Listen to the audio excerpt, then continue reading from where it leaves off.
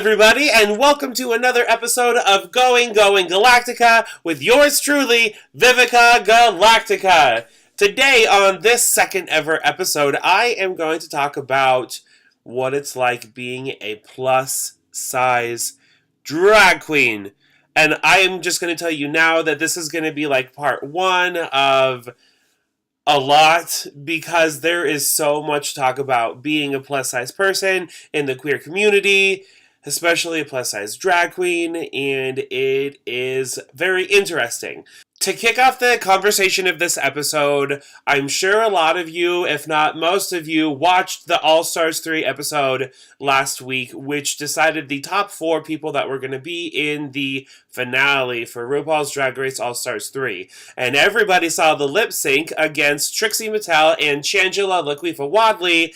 Angela graced everybody watching on VH1 with the gimmick of her wearing a fat suit during her lip sync performance against Trixie Mattel, which ultimately she won and sent home the one and only Morgan McMichaels. Alright, so let's just be quick and get this out of the way. I'm annoyed by it. I think that it's problematic in some ways, but I don't really think that it's that big of a deal. More or less, the fact that so many people are getting up in arms and defending her very harshly to a lot of the plus-size drag community. It's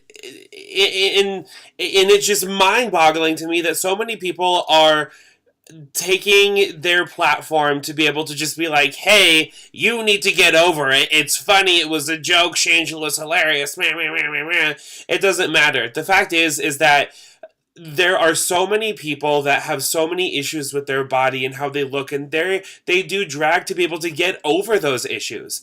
And so for someone to say not to get offended by something that Shangela did on national television, just take a step back, because we all have our issues, we all have our triggers. And in this case, seeing someone who has an incredible body, who's someone who can dance their ass off, choose to be able to put on a fat suit can be very frustrating to a lot of people, and to be able to take that away just because you think it's hilarious, it's not cool.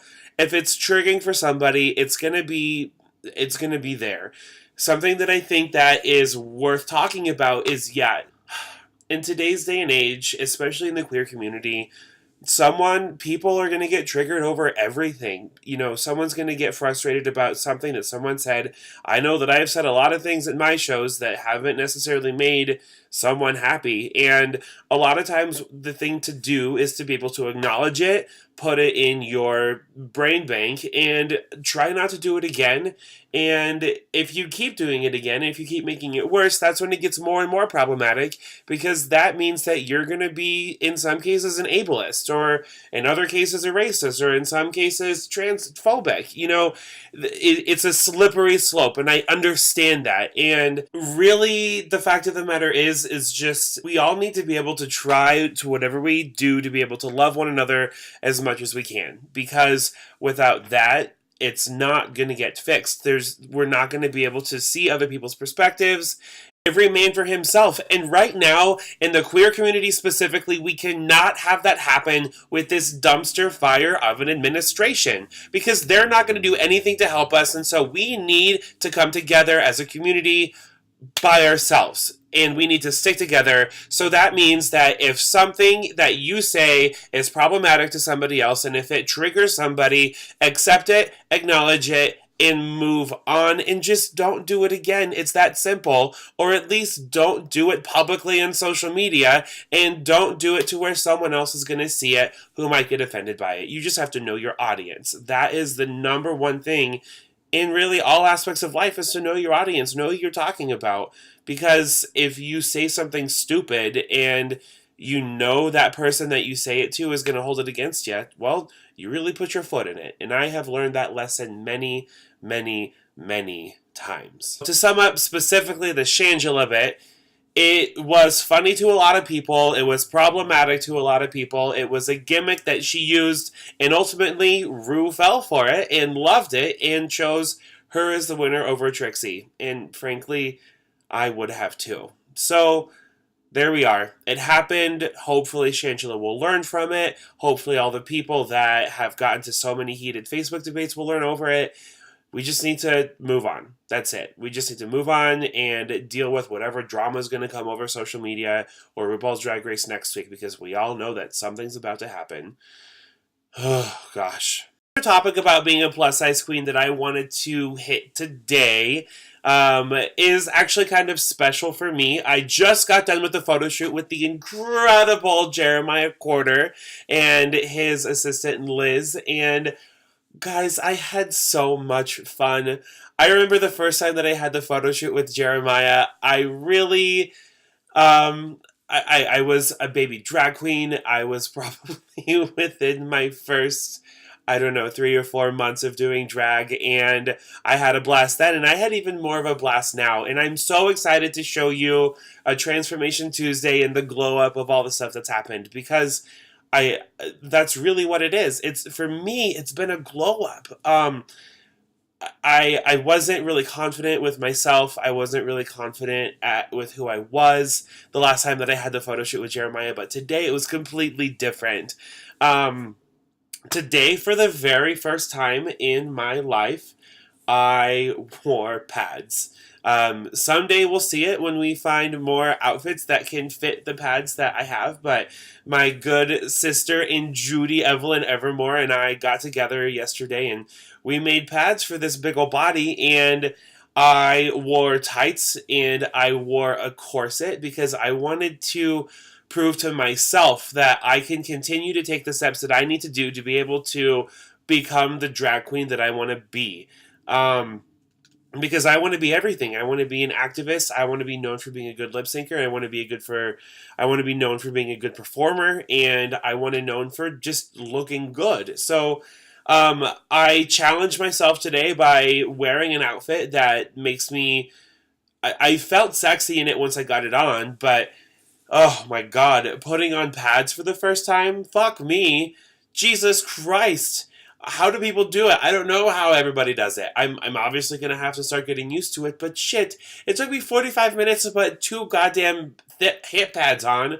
I didn't even have butt pads to put in, and it's insane.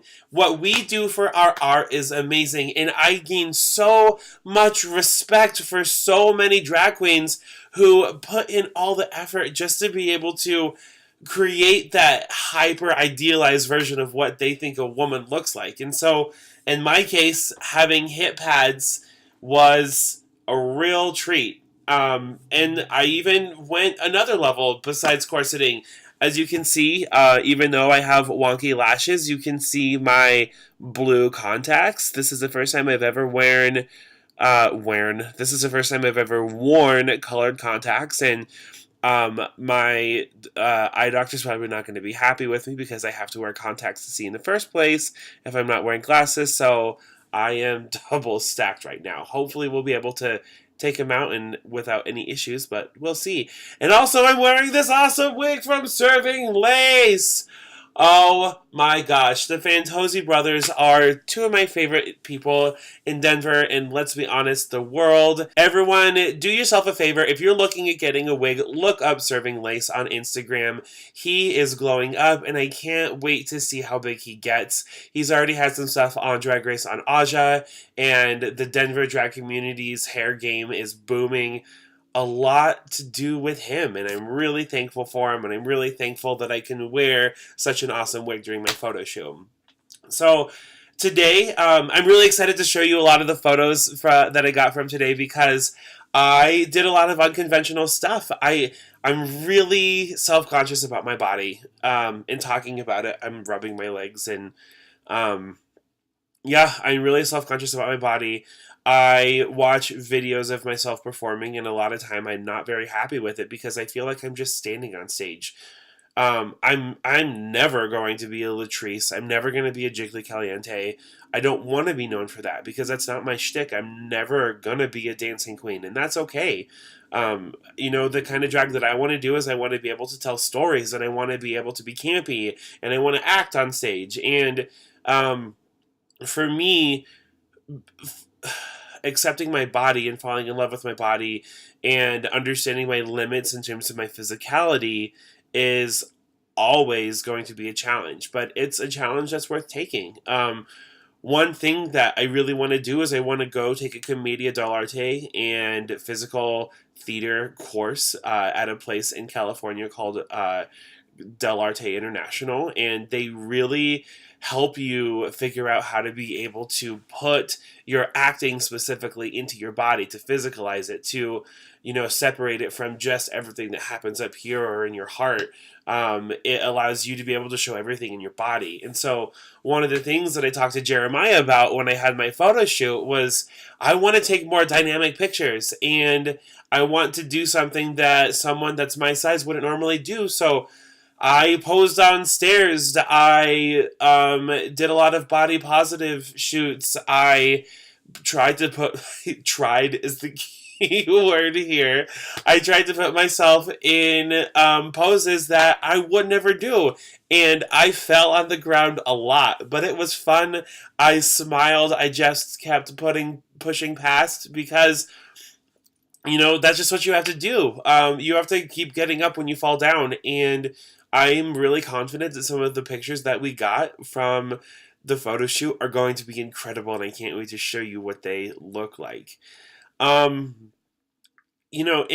so being a plus size queen, I think that there are still things that I can do to be able to seek out that feminine figure. I'm not going to pad all the time. There are clothes that I love wearing that don't require me to pad, and that's okay. And you don't have to pad to be a drag queen. You don't have to wear incredible wigs. You don't have to wear colored contacts. It's just, a lot of times it's a next step, and it's something that makes you feel like you're pushing your art even more. Where you are at with your art and your drag is your journey. If you're happy doing what you're doing, then you don't need to go any further. That's it. There's always a journey to be able to push, and everyone's life is their own life, and everyone's journey in drag is their own journey. So that's it. If you want to pad, do it. If you don't do it. That's fine. That's it. Your drag is valid regardless of what you do, because you're still expressing yourself. You're still performing. You're still bringing someone happiness in terms of the nightlife community. And we all know that. We all need that, especially when you're drinking or trying to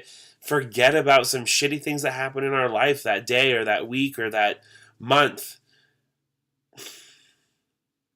Which does it for this episode. I talked a lot about Shangela doing the fat suit and my experiences today with the photo shoot and wearing pads and all that jazz. And there's going to be a lot more stuff that I want to talk about being a plus size queen. And if you want to hear me talk about anything specific, don't be afraid to reach out to me. Send me an email, vivicagalactica@gmail.com. You can also find me on Facebook. You can find me on Instagram, Vivica Galactica. And that's my story, and I'm sticking to it. I look forward to seeing you in the next episode. See you later. Peace.